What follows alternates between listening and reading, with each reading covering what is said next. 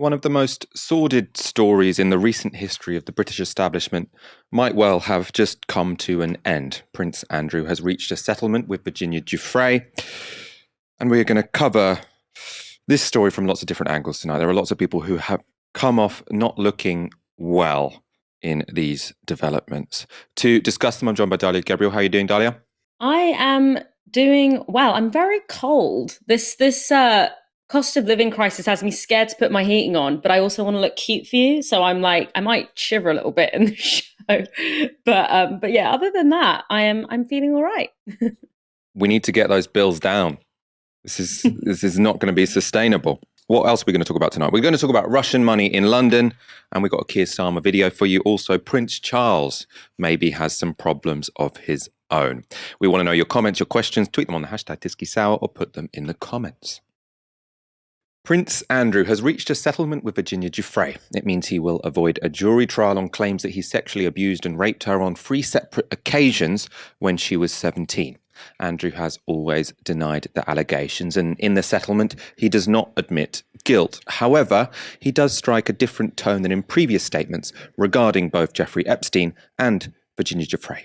So the statement released announcing the settlement states that Prince Andrew intends to make a substantial donation to Miss Giuffre's charity in support of victims' rights. Prince Andrew has never intended to malign Miss Giuffre's character, and he accepts that she has suffered both as an established victim of abuse and as a result of unfair public attacks. It is known that Jeffrey Epstein trafficked countless young girls over many years. Prince Andrew regrets his association with Epstein and commends the bravery of Miss Giuffre and other survivors in standing up for themselves and others. The sum involved is understood to be around £12 million, more of which we'll discuss later. Focusing on this text, though, 2 parts stand out for me. First, where it says Prince Andrew never intended to malign Miss Giuffre's character and that he now, quote, commends her bravery. That's at odds with the arguments made by his lawyers at the hearing last month in New York. At that time, they suggested Giuffre may have suffered from, quote, false memories, and requested to see her medical records, including notes from counselling sessions. The second part that stands out to me is where it states that Prince Andrew regrets his association with Epstein. This reads as odd, because one might assume it goes without saying that a public figure would regret their association with a convicted paedophile. Why would it need to be included in a legal settlement? Well, it needed to be because until now, Andrew had been unrepentant. Here he is speaking to Emily Maitlis in that infamous Newsnight interview. Do you regret the whole friendship with Epstein? Still not. And the reason being is that the people that I met and the opportunities that I was given to learn, either by him or because of him, were actually very useful. So he doesn't regret, or he didn't regret, associating with a convicted sex offender because it allowed him to meet people and learn things that were very useful. Dalia, are you pleased Prince Andrew has had a change of heart on the value of his friendship with Epstein, and what do you make of this settlement more generally? Look, it's really difficult to comment in cases like these because there's obviously many reasons why someone in Virginia Giuffre's position would settle. You know, that I'm sure she's been on the receiving end of some pretty nasty, indirect intimidation from, let's not forget, some of the most powerful people in the world. You know, we saw some of it there in a kind of veiled threat from Andrew's lawyers that they would try and position Virginia Giuffre as some kind of co-conspirator with her abuser, even though we know, and you know, if he is wanting to become an advocate for victims of sex trafficking, he should, you know, Andrew should know that roping in a victim in that kind of recruiter position is a classic abuse tactic within sex trafficking, and it's often a key part of the trauma and the power play.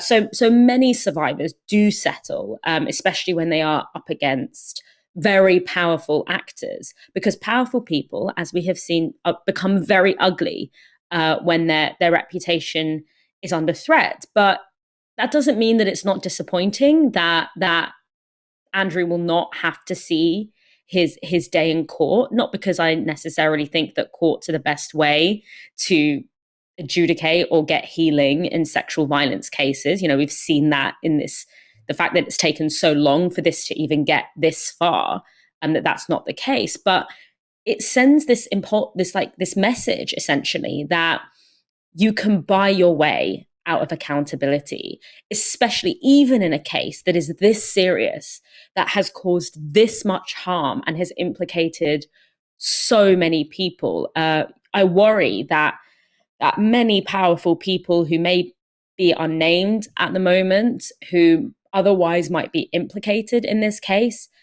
have maybe breathed a sigh of relief today, and that's sad. And ultimately, many of the young girls and the women who were harmed by Epstein and the infrastructure of sexual violence that he orchestrated, they were told that the people harming them were so powerful that they would never be held accountable. And if the allegations against Andrew are true, then that clearly continues to be the case. And that's sad, especially when you think about the amount of momentum and public support behind Virginia Giuffre. And yet it couldn't surmount the kind of pressure that was being placed on her to settle. And as for the kind of damage control strategies that we're seeing, the shift in narrative, it's clearly down to the fact that because of the settlement, Andrew and his team are basically not on the defense anymore. So I can guarantee to you that if he hadn't settled, the knives would absolutely still be out, and he would be using him and his team would be using every misogynistic trick in the book to smear her character. And a couple of donations to charities is not going to change the fundamental truth here, which is that the Epstein trial showed us that there is a very small elite out there, whether or not Andrew himself is he's obviously part of a very small elite, but whether or not he is guilty of any of the things that he was alleged of, we won't ever find out. But there is a very small elite there who are quite literally above the law. They literally fly in their private plane above the law. And an inevitable consequence of that, as we have seen, is going to be abuse of power and systemic harm. And so looking ahead of Andrew, looking ahead at the particular implications this might mean for the monarchy or for Andrew himself, the question is has that fundamental truth changed? And I worry that because of the ability to evade his day in court, that hasn't changed as much as we would perhaps have liked it to, given the amount of work and risk that the team of survivors that have brought light to what Epstein was doing, given the amount that they have put into this. I think it would have been a lot better if we could have had that day in court. No, I mean, I think, lots of people will share that idea that it's, a shame that Prince Andrew won't have to give a deposition. I think he was due to give one next month, or would have been due to give one next month in what would have been a civil trial. So there would have been a jury who would have listened to the evidence on both sides and then would have decided if Prince Andrew was guilty. That wouldn't have been a criminal conviction. That would have meant that he would have to pay damages to Virginia Giuffre. Apparently, as I understand it, 99% of civil cases end up in settlements out of court. So it's not unusual that this has happened. I suppose Prince Andrew would also say that, look, if I wouldn't have been able to reach a settlement if there had been a criminal case against me, there hasn't been a criminal case against me. He'd say that means the burden of evidence is on his side. Whether or not we trust that the British police are going to be treat the royal family in the same way that they treat everyone else, that's definitely up for debate, especially given everything we know about the Metropolitan Police at the moment. But yeah, I mean, it doesn't look good. You've got someone who's smeared this woman for 2 years, saying she's a liar, the photo's fake. She is just trying to distract from the fact that she is implicated in trafficking, even though everyone accepts that she was, a child when she was brought into, this horrible, sordid network. Prince Andrew wasn't a child. Obviously, he denies ever having sexually abused this woman, but he wasn't a child when he entered into this social scene, which we know now was so depraved. So, the idea that she bears a responsibility that he doesn't, I find pretty grotesque. Obviously, he's had to roll back on that in this statement, but he's going to be very pleased, I suppose, relieved that he has reached a settlement without having admitted any guilt. That's the thing he wanted to avoid. Although, in the court of public opinion, he is, definitely not in the clear. We're going to talk about a bunch of aspects about this. Let's talk about money. Before that, Julie Batterson, good evening. Unlike Andrew, I've restarted work that does not include taking advantage of vulnerable people, but rather supporting them. Julie Batterson, it sounds like you're doing very important work there. And unlike Prince Andrew, you have a job, which relates to our next theme. Having settled with his accuser, Prince Andrew apparently owes Virginia Giuffre £12 million, and that's not including what will be extortionate legal fees. The obvious question this all poses is where Andrew is going to find that sort of cash. The prince doesn't have a job, and his personal wealth is thought to be no more than £10 million.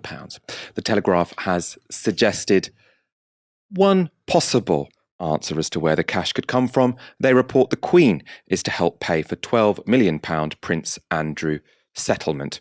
And they report the Queen has already privately funded the Duke's legal fight to the tune of millions of pounds and will now partly fund the settlement in order to allow her son and the entire royal family to draw a line under the case that had threatened to overshadow her Platinum Jubilee year. Of course, keeping the focus on what matters, which is the Platinum Jubilee year.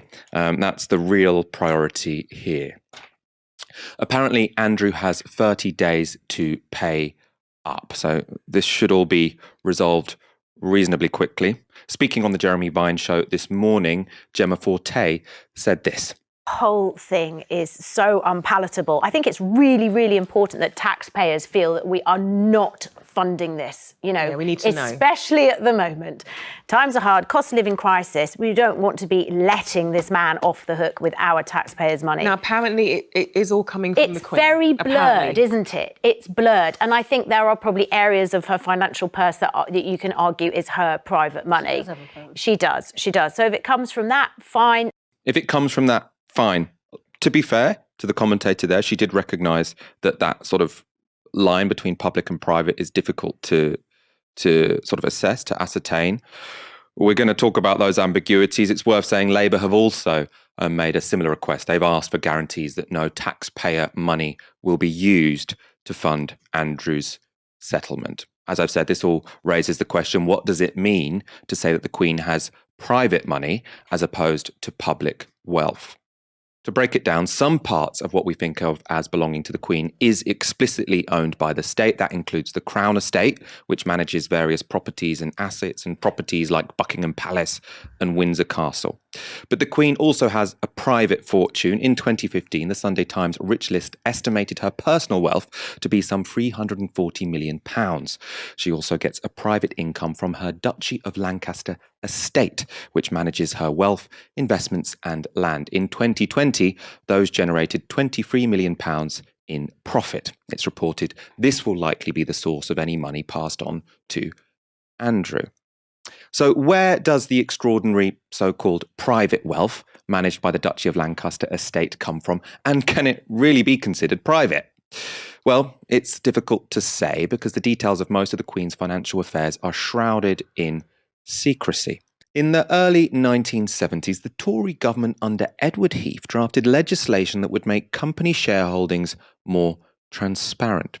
But the Queen used her power as head of state to lobby the government into changing the law. The Queen learned about the new law by using what's called Queen's consent, a rule that means the government must inform the Queen if any new legislation might affect her. Her private solicitor approached the government on her behalf. A civil servant named C.M. Drucker made a note of that meeting with her lawyer. As I had recalled, he, or rather I think his clients, are quite as concerned over the risk of disclosure to directors of a company as to shareholders and the general public. He justifies this not only because of the risk of inadvertent or indiscreet leaking to other people, but more basically because disclosure to any person would be embarrassing. in response to this representation, and to save the Queen the embarrassment of financial transparency, the government changed the bill by inserting a secrecy clause, which was immediately applied to one organisation, a shell company, which held all the Queen's investments. And there's another legal loophole that indicates the Queen's riches are not just a normal private portfolio. Until 1992, the Queen paid no tax on her private profits, no income tax, no capital gains tax, and no inheritance tax. That was because, as the sovereign, she was legally exempt from all tax. And the Queen still has no obligation to pay tax. In 1992, she signed a memorandum of understanding with the government agreeing to voluntarily pay an annual amount to HMRC as compensation for her income tax exempt status. But she is still exempt from the rest of the taxes we pay. Significantly, for someone whose wealth is principally hereditary, she is still exempt from inheritance tax. That meant when the Queen Mother died in 2002, her daughter inherited her £70 million estate and paid not a penny of tax on it. It gets even grubbier because even with all of these privileges, which don't apply to anyone else, the Queen still has a penchant for tucking her money away in secretive offshore vehicles. In 2017, the leaked Paradise Papers showed that the Queen had millions of pounds of her personal wealth in funds in the Cayman Islands and Bermuda. One of the companies that the Queen invested in via that fund was Bright House, an exploitative rent-to-own company that charged inflated prices for ordinary goods to people who couldn't afford them. So, clearly, much if not all of the Queen's money has been amassed, not by effort, but by tax-free inheritance and profits, and by special personal financial arrangements with the government made because she is head of state. That the details of her wealth remain secret is an outrage, but it's probably necessary to keep the public calm, especially when it's used to pay off the victims of her son's paedophile friends. Dalia, how dangerous is it for the Queen to foot Andrew's legal bills? And do you think the public are going to buy this argument that this is the Queen's private wealth, the Queen who's never had a job other than being the head of state? Her private wealth is being used, so it's nothing to do with the rest of us. When it comes to the head of state, those boundaries between public and private money is incredibly porous. I mean, we could make that argument about most rich people, to be honest, because most of them do get handouts and exemptions and subsidies from the state. But in the case of the monarchy, it is pretty exceptional. Like, it is pretty, you can't deny how porous those boundaries are. But this is all, this is very shocking when you consider that the monarchy is an active part of our state. When you think about the lack of transparency here, because I think that we have a tendency to even amongst people who aren't massive fans of the monarchy, there's a tendency there to kind of say, well, this is just a symbolic relic. It's just the power is only symbolic when it comes to the monarchy. And whilst the monarchy might not have explicit political power, it has a huge amount of financial and economic power. And it is an active part of that dynamic in our state. The monarchy in this country is one of the biggest landowners in the world. Like, that's not a symbolic form of power. Land ownership is about as material as power can actually get. And I think that this mysticism and the opacity that it happens under the guise of tradition, it means that as the public, we are denied access to even the most basic forms of transparency when it comes to how this integral part of our government, of our state, operates. And yet we're so encouraged to not think of it like that. In fact, talking about it in those terms is almost stigmatized. And so we end up with this scenario which you outlined, that vast swathes of public money, or money that is at least very much, you can't exactly say it isn't public money, even if it's not coming directly from the taxpayer. Vast amounts of that money is used in ways that we have absolutely no access to knowing or understanding. And it's also really important to point out here that it's not just the money of the British public. That's not the only public money this is. This is also the money of the global public, because let's not forget, much of the monarchy's wealth is colonial wealth as well. And so vast amounts of money are used in ways that I don't even think the staunchest monarchists would agree is a good way or a honorable way to use this money, particularly, and it obviously hits differently when you have, the biggest cost of living crisis in decades, where people are having their energy bills tripled almost overnight. People who have already been struggling financially, having a squeeze on their personal finances that is, almost unbearable, that is unbearable. And yet we are seeing £12 million going towards making sure that one man avoids his day in court. And that is down to the fact that the kind of narratives, the kind of woolly, quaint narratives that we talk about the monarchy, that we use to talk about the monarchy, conceals the fact that they are a significant financial and economic dimension of our state. And therefore, they should be subject to public scrutiny in the way that all other parts of the state should also be subject to. I mean, they also shouldn't exist. But I suppose that's taking us a few steps further than I agree with all of your immediate demands as a route to getting rid of them. Probably, to be honest, the more transparent they are, the more likely they are to collapse, because I don't think when people find out the details of all the money they have and how they accrued it, they're going to be particularly impressed. Let's move on to the media. The BBC has not showered itself in glory when covering the sexual abuses committed by Jeffrey Epstein and the alleged abuses committed by his friends. Most recently, after Ghislaine Maxwell was found guilty of sex trafficking, they invited on Alan Dershowitz as an expert commentator. They failed to point out he was also accused of abuse. Then, after Prince Andrew reached a multi-million-pound settlement with his accuser, the BBC's response has once again raised eyebrows. This was the analysis of BBC royal correspondent Nicholas Witchell. So, yes, what of Andrew's future? Could there possibly be a route back to a public role?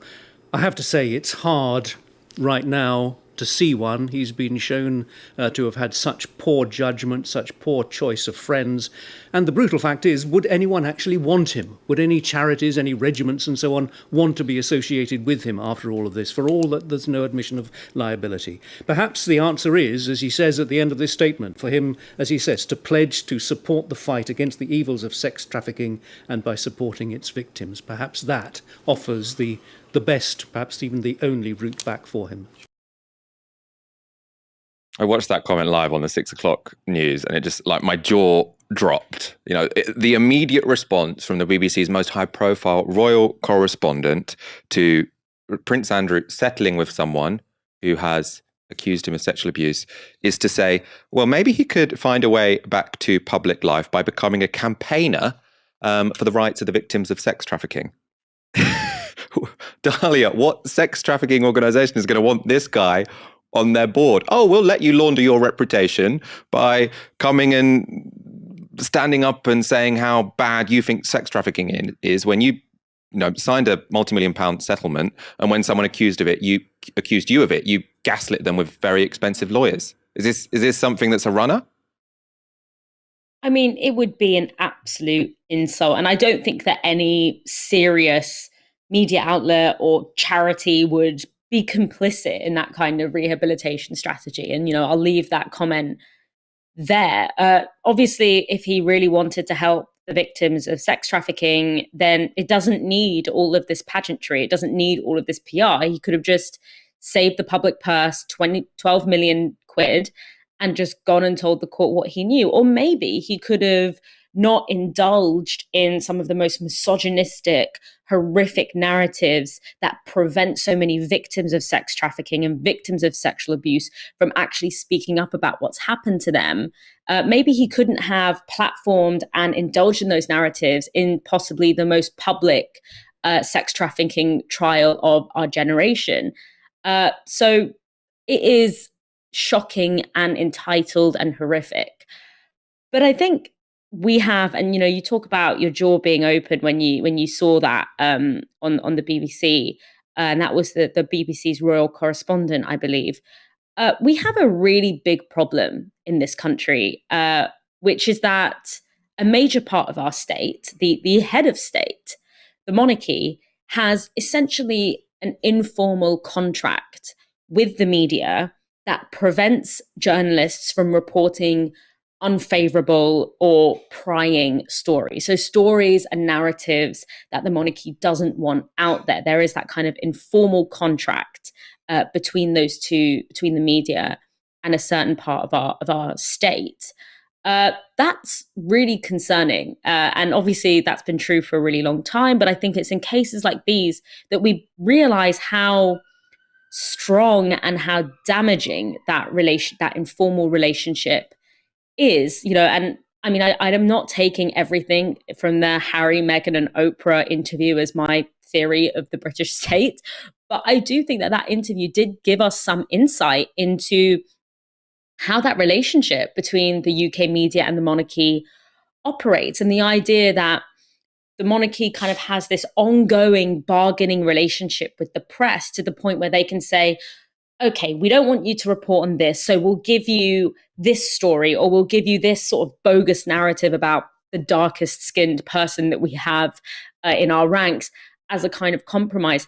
That the interview really shed light on how that informal relationship operates. And I think that for people that say they live in a democracy, that's pretty incompatible with this kind of exceptionalism that the monarchy operates on. And it becomes really difficult to indulge in the kind of, oh, these are just symbolic. It's just symbolic. It's just something that people enjoy. The monarchy is harmless. It becomes really difficult to defend that narrative when you see what is actually happening in these kind of key moments where the relationship between a key part of our state and the British media is exposed. And that's where this absurd clip that we've just seen, that's the kind of context that this is emerging from.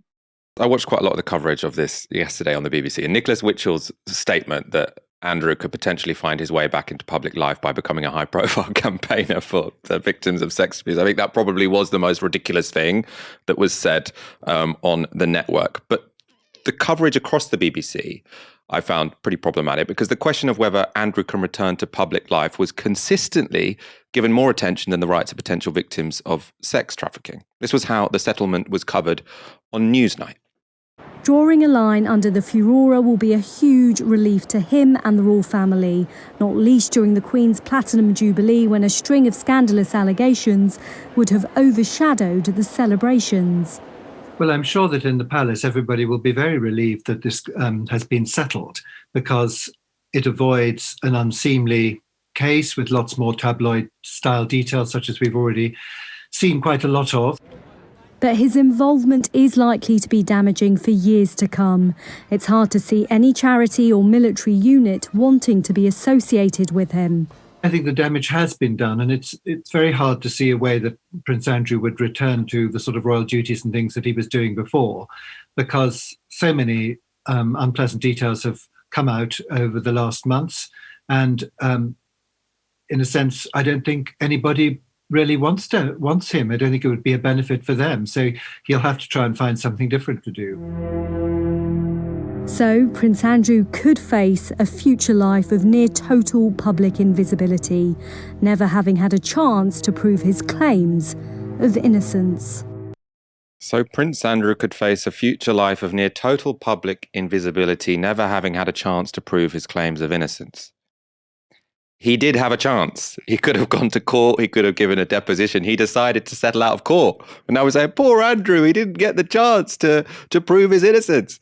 He signed the deal. He didn't need to settle, right? He settled because he didn't want to stand up and, air all his, or have his dirty laundry aired in the public domain, right? Now, I don't know if he's guilty of this particular charge, but I can assume that there were things that he didn't want to talk about because he's embarrassed about them. And sort of, we know from the way he has talked in that Newsnight interview, we know from his, long-term association with Jeffrey Epstein, that presumably the guy has done a bunch of things, made a bunch of decisions that most of the British public will find completely objectionable. And now we say, he didn't get the chance to prove his innocence. And Dalia, my question for you here is, how How distasteful do you think it is how quickly all of the coverage of this, instead of sort of, because there are lots of interesting questions that you could be informing the public about, settlements, what do settlements mean for the rights of potential victims? Is this justice? Instead, no one on the BBC could help within like 2.5 minutes going, oh, how's this going to affect Andrew? Is he going to be able to come back to public life soon? It's sort of like the obvious answer to that is no. So let's talk about something more relevant. The world's tiniest violin just scraping away in the corners of the BBC for Prince Andrew. I mean, what struck me about this entire saga and the footage that you just aired, and it's such an obvious point that it's almost banal. Like, I'm almost embarrassed to make it because it's so obvious, which is just the sheer entitlement. Like, the sense that not being able to be publicly adored by your subjects and move around freely without scrutiny and set your own narratives in the public eye, that not being able to have that right is somehow like an unfair or premature punishment that Andrew is facing. And that self-pity is honestly, there's so many distasteful things about this story, but the self-pity is one of the things that I just find so unbearable here, because it's come throughout the entire process. It came through when he in how he has spoken about himself in the press, and how his sort of avatars have spoken about him in the press. And we saw it when he was asked that very simple question by Emily Maitlis, do you regret associating your associations with a convicted paedophile and sex trafficker? And he thought it would be wise to say, well, the first thing that came to his mind was, well, no, because, I gained a lot of connections and I learned a lot of things through my friendship with him. And that kind of delusion and entitlement tells me so much, because he assumes that the expansion of his mind and his networks is something that we all care about. It's something that we would all obviously recognize as something that is a priority or even equivocal to the dignity and safety of children. And it really, when he said that, I remember thinking, does he think that we are all invested in his personal intellectual enrichment? Does he think that we all seriously care about this? And the truth is that that's what he has been told his whole life. It's what all people who have inherited and assumed forms of power are told all their lives. And it's what we are told by our media implicitly that we should also believe as well. And obviously, I think that falls pretty flat on most people. But I think that is, of all of the abhorrent details that have come out and all of the things that we have learned about the nature of the monarchy in this country, that's one of the things that has really stuck with me, because it is just so far away from any world I have ever occupied. But yeah, it's just pretty embarrassing for him, and embarrassing for us, frankly, for all of us as people who have let this happen, let this continue, this farce continue for so long.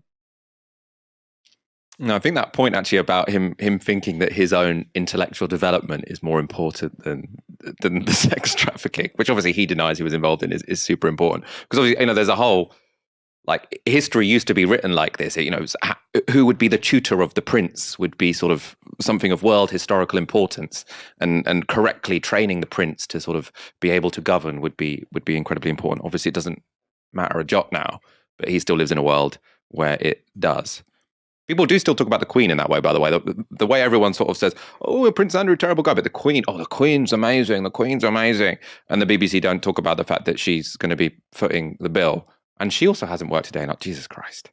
Prince Charles's charity, the Prince's Foundation, is being investigated by the Metropolitan Police over claims of involvement in a Cash for Honours scandal. The subject of the investigation was revealed in September last year by The Times. They alleged this man, Mahfouz Murray Mubarak bin Mahfouz, paid tens of thousands of pounds to fixers close to Charles, who promised him an OBE in return. Bin Mahfouz would go on to be awarded a CBE by Charles in a private ceremony. That's an even higher honour, so on the face of it, it all worked out very well for the Saudi businessman. The event was kept secret and wasn't listed in the court circular, which records royal engagements. Mahfouz is a Saudi national who was trying to secure British residency through the so-called Golden Visa for Investment scheme, which grants individuals 3 years residency on the condition they invest £2 million. Mahfouz wanted a CBE as he believed it would help his application. As well as paying his fixes, he donated large sums of money to restoration projects that interested Charles. After the Times published this story, Michael Fawcett, a former aide to Charles and director of the Prince's Foundation, stepped down. His position became untenable due to leaked emails that appeared to implicate him in the Cash for Honours deal. The Times reported that in one email dated September the 1st, 2014, William Bortrick, the owner of Burke's Peerage and a paid advisor to Mahfouz, told colleagues that once he has the OBE, then more money will flow. The OBE, he said, was promised to Mahfouz bin Mahfouz to get the £1.5 million he paid for Dumfries House and the Castle of May. Bortrick, whose centuries-old publication records the genealogy of the British aristocracy, added, Michael Fawcett needs to keep to his side of the bargain and sort out the OBE immediately, then assist with citizenship. The Met, who've now launched an investigation into this, haven't yet revealed who is under investigation at the Prince's Foundation. Dalia, I mean, this, the Prince's former private secretary, head of his foundation, saying, it being said about him that he needs to keep to his side of the bargain and sort out an OBE for £1.5 million. Like, how sordid is all of this? We've spoken a lot today about the relationship between the media and the monarchy, and obviously the police and the monarchy. We haven't spoken about that as much, but the implication there has been that it's just as cozy, if not more. And I think it's interesting that we're seeing sort of more scrutiny of actually what forms of power the monarchy occupy in our society and the kinds of immunity and enrichment that they have, which kind of goes against what we are typically told about the monarchy, which is that the monarchy is just this kind of relic from the past that brings in a lot of tourists, but doesn't really kind of, shape British life in any kind of meaningful political or financial way. It's interesting that we've seen kind of more scrutiny of that in the past week than we have in a really long time. I don't think that that's necessarily indicating a massive shift in power, but I think it's important in these moments that we normalize these kinds of conversations and these kinds of ways of looking at the monarchy, because typically pretty much saying anything bad about the monarchy or saying anything critical about the monarchy is stigmatized so heavily. So this is a really important break, I guess, from that. But of course, this is also such a central part. What we have seen unfold in this particular case is a central part of the puzzle when it comes to understanding to the forms of power that the British monarchy hold, not just within Britain, but globally. There's obviously the power of land ownership, the power of financial enrichment, the protection by the government, the fact that basically there are these massive programs of wealth distribution from the global public to this tiny, tiny little family that exists for no reason by accident other than accident of birth. But that kind of power is sort of makes and is also made by these forms of symbolic power, the ability of the royal family to give cover to different kinds of relationships that perhaps would rather be clandestine, or different kinds of figures that come into their orbit. And this is again where the lack of transparency that comes not only from institutionalized government policy, such as the ability to keep movements of money and movements of finances secret for no other reason than it would break the spell of the power that the monarchy hold, but also the kinds of informal contracts and the informal relationships between media and monarchy, and even police and monarchy, that also conceal a key part of how power functions in this country. And it's about time that we broke the kind of spell of not being able to draw those connections and not being able to talk about that publicly. Having this be off limits and having this incredible amount of stigma attached to engaging with this is incredibly damaging to our democratic life, to our democratic process. So I think it's a good step. I don't think it's implies a significant shift in power relations in Britain, but it might be just a teeny tiny step in a better direction, because as you said, with more transparency will probably come a lot more disillusionment with the way that the monarchy operates, and in fact the existence of a monarchy at all.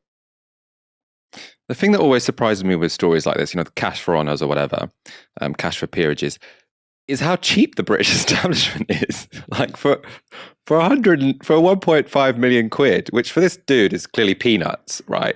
You can get an OBE or CBE. These are supposed to be things that you work for a lifetime to achieve, something as meaningful and significant as a CBE.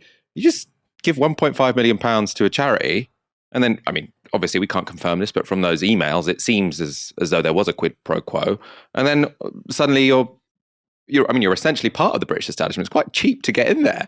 I suppose they know he had more money behind that. Not everyone can afford it, of course, but if you are part of that scene and you want to join the British establishment, it's not that much money. It's not that much cash. Yeah, and I think it's important to ask, why would an individual like this consider that to be such an investment? Because having that marker, I mean, I never really understood why anyone cares about these kinds of titles or whatever, but clearly that it's almost like a multiplier of power and wealth. No one in this world makes an investment that they don't believe will have a significant return on that investment. And so how is that power being used? We have no say and we don't even know about how that power is being used. And that's really significant when it comes to assessing how democracy works in this country. And the monarchy is a key part of that conversation, as much as we are told and essentially gaslit to be made to believe that it's not.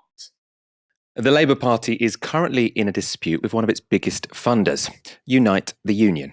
Unite represent bin collectors in Coventry who are on strike for higher wages. Their employer, a Labour council, have in response to the strike hired a private bin collection firm to collect the town's rubbish, essentially bringing in scab Labour. Now, Sharon Graham, Unite's General Secretary, has said unless the council changes its approach, her union may withhold all funding from the National Labour Party. Starmer was in nearby Erdington today and spoke to BBC Radio Coventry. In relation to the strike, it's obviously industrial action. And what I want to see is what pretty well everybody wants to see, which is an end to the dispute. That's only going to happen if both sides are talking. They are talking at the moment, and I hope that resolves the issue, because that's the best thing in relation to this industrial dispute and most industrial disputes. On the funding, I don't think an industrial dispute in Coventry should influence relations between the Labour Party and its trade unions, its affiliated trade unions. So it's very important I make that clear as well. I don't think an industrial dispute in Coventry should influence the relationship between Labour and the unions. This is a place, by the way, which, Labour shouldn't take for granted. Lots of those seats were very close at the last general election. He's speaking to Radio Coventry. The point he was trying to make, there was a different way to make it than scoffing at anyone thinking that a dispute in Coventry could have any national significance. Would you be pissed off if you were from Coventry listening to that, Dalia? God, I didn't realize he was speaking to Radio Coventry, actually. That is just so awful. The disdain is just awful. Oh my God, I would mortified. But the disdain there, the disdain dripping from his lips, it's not just for the people of Coventry, for people outside of his Westminster bubble. It's also for workers. It's also, for this idea that, a couple of workers in Coventry not going to decide how I run my party. Well, maybe if they did decide how you ran your party, maybe your party would be doing a little bit better.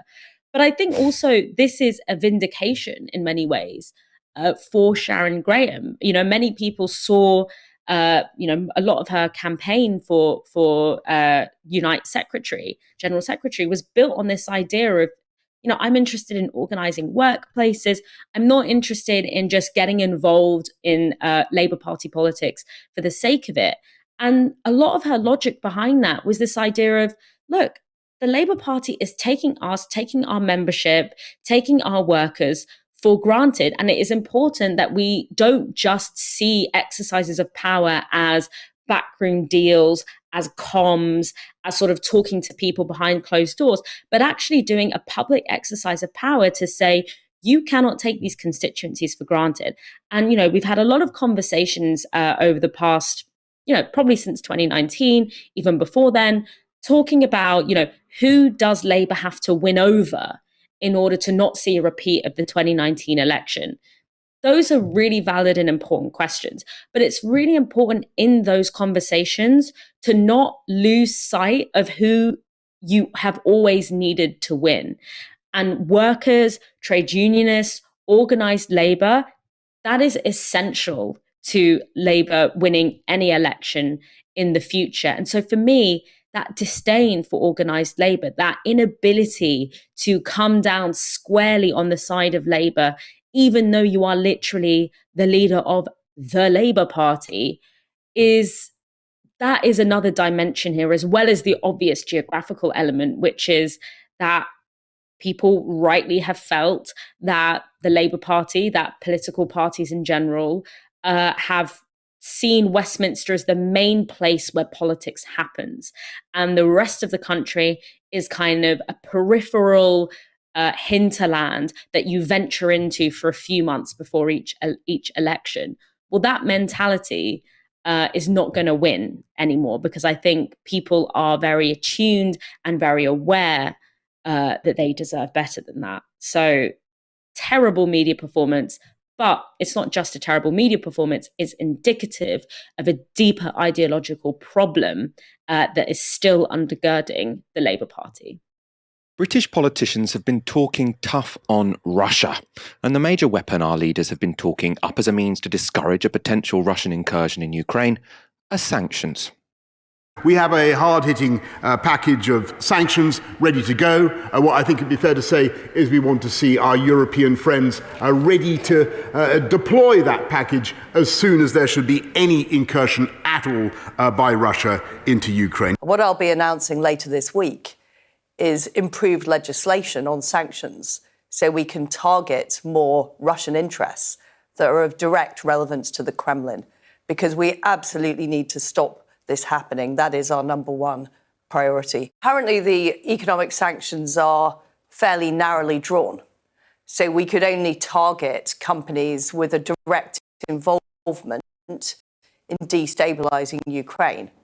What we are looking to do is widen that, so any company of interest to the Kremlin and the regime in Russia would be able to be targeted. So there will be nowhere to hide for Putin's oligarchs, for Russian companies involved in propping up the Russian state. That's what we are looking at doing this week. We've been very clear. We will bring in more sanctions. That's one of the repercussions there will be. Yeah, but my question is, why are we waiting? We already have some sanctions against Russia already. We've already taken the power in the last week or so with the statutory instrument in Parliament to allow the UK government to put more sanctions in place. So the position is that the UK has prepared a package of hard-hitting sanctions that could be deployed the moment Russia sets foot in Ukraine, or at least that's what we're being asked to believe. However, the rest of the world has its doubts that the UK will ever impose any real economic consequences on Russia's ruling class. Why? Because we are too heavily involved in and economically reliant on laundering Russian money. This was a recent headline in The Times. Ukraine crisis, US sounds alarm over Russian dirty money in London. The article quotes a US diplomatic source as saying the fear is that Russian money is so entrenched in London now that the opportunity to use it as leverage against Putin could be lost. Biden is talking about sanctioning Putin himself, but that can only be symbolic. Putin doesn't hold his money abroad. It is all in the kleptocrats' names, and a hell of a lot of it is sitting in houses in Knightsbridge and Belgravia, right under your government's noses. Liz Truss was asked whether any proposed sanctions would include property seizures. Would that include, for example, the capacity to seize property, which may not be very far from where we're sitting here, which is worth hundreds of millions of pounds, in the hands of Putin's oligarch pals who've put their money into London property? Nothing is off the table. And we're not going to go into details of exactly who and how we would target the sanctions. What the legislation enables us to do is hit a much wider variety of targets, so there can be nobody who thinks that they will be immune to those sanctions. I don't want to seem obsessed with the property, other people's property, but, you know, we've said a lot of this before, after the Salisbury poisoning, for example, and so on. And it seems that we haven't really done very much to hurt the people who have got all those big houses in Belgravia or who have large deposits in London banks. Is the problem here that, in truth, you might say you want to do this, but the cost of it to this country is dramatic? For every Russian oligarch whose accounts are frozen, that means that somebody isn't going to get investment from that Russian money in this country, for example, to support the levelling up agenda. Is that the problem, that it's going to cost us to do this?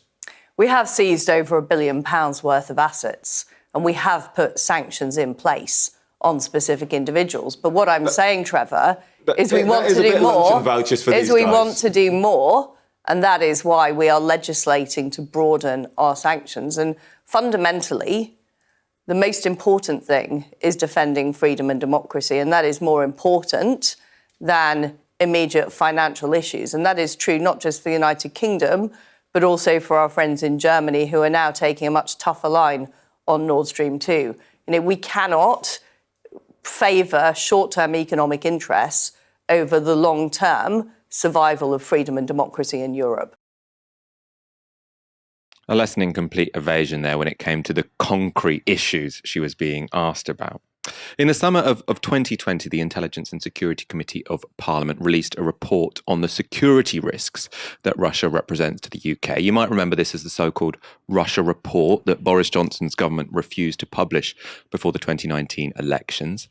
They found that, in brief, Russian influence in the UK is the new normal, and there are a lot of Russians with very close links to Putin who are well integrated into the UK business and social scene and accepted because of their wealth. This level of integration in Londongrad in particular means that any measures now being taken by the government are not preventative, but rather constitute damage limitation. That report is clear that, as well as property holdings and ties to businesses, Russian millionaires and billionaires have direct access to parliamentarians, and that means political influence. The committee found that several members of the Russian elite who are closely linked to Putin are identified as being involved with charitable and/or political organisations in the UK, having donated to political parties with public profile, which positions them to assist Russian influence operations. It is notable that a number of members of the House of Lords have business interests linked to Russia or work directly for major Russian companies linked to the Russian state. These relationships should be carefully scrutinised, given the potential for the Russian state to exploit them. Ironically, just days after this report was released, Boris Johnson awarded a life peerage to this man. His name is Evgeny Lebedev, now Baron Lebedev. He sits in the House of Lords, giving him a direct hand in the creation of British law. Lebedev just happens to be the son of this guy, Alexander Lebedev. He is a Russian oligarch and former KGB agent. In 2008, Forbes estimated his fortune at $3.1 billion. Alexander and Evgeny own the Independent and Evening Standard newspapers, and many in Parliament and the civil service thought the peerage was a payback for the Evening Standard's pro-Johnson position. The connection between the Tories and Russian billionaires, of course, goes way beyond the Lebedevs. The party has close ties to multiple members of the Russian super rich. One of those is Alexander Temerko, who held positions in the Russian Ministry of Defense and who has donated more than £1.3 million to the Conservative Party. The Times reported that Electoral Commission records show that 6 members of the cabinet and 8 junior ministers received tens of thousands of pounds from individuals or businesses with links to Russia. The donations were made either to them or their constituency parties.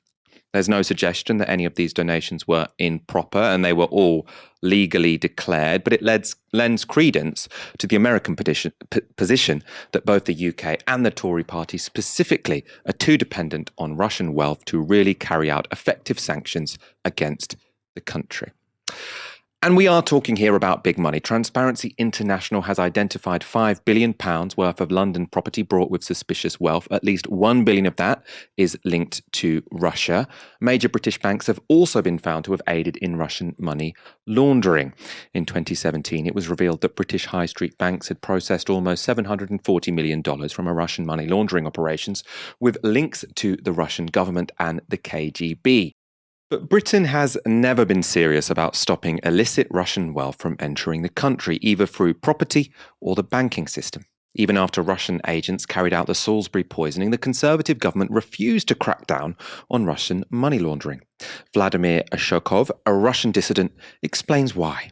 Of course, there is the lobby of enablers of kleptocrats, these lawyers, property state agents, bankers that service this corrupt flow. Even in a democratic political system like Britain's, there are special interests that would like to skew the government policy in a certain direction. And one of such influences is, of course, that Britain would turn a blind eye to corrupt money. There it is. The Tories turn a blind eye to corrupt money. Why? Because they benefit from it. Now, I should be clear that the intended sort of importance of what we've talked about in this section isn't because I think our government isn't being tough enough on Russia vis-a-vis what's going on in Ukraine. As we've talked about on previous shows, I think there is a lot of sort of dishonest, misguided sort of attempts to demonize Russia to the extent of saying we need to be as tough as we possibly can because they're going to invade and annex Ukraine. Now, I don't think that's going to happen. Keir Starmer said yesterday we should be putting sanctions on Russia now. I think giving them nothing to lose would be a silly decision if what you're trying to do is deter them from entering Ukraine. You want to have what's called off-ramps. That's what it's called in like diplomatic terms. You need to give them a way out of this situation to reduce the tension. If you put sanctions on them now, that won't do that.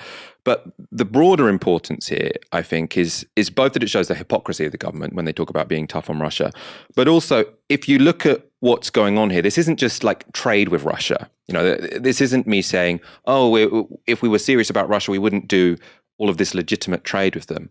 No, this money, which is going into London and the UK, is essentially being stolen from the Russian people, right? So this is our government not just supporting, Russia in the abstract, but they are propping up a system whereby Russian elites are stealing money from their own people, all because it profits financial interests in the City of London. And what's more, a barrier to them clamping down on that is not only that, as we know, the Conservatives and whoever is in government generally tends to be quite close to financial interests, but also they get direct money from people who are in these Russian elite circles to finance their own political parties. So we have a situation where not only is the government being incredibly hypocritical when it says we're tough on Russia, because actually they're very kind to many Russian oligarchs, but also even abstracted from what's going on in Ukraine, we are supporting precisely those parts of the Russian establishment, the Russian elite, which are most toxic, the ones who are stealing money from their people. Thank you, everyone, for joining us tonight. We'll be back at 7 p.m. on Friday with Aaron Bastani. For now, you've been watching Tiski Sour on Novara Media. Good night.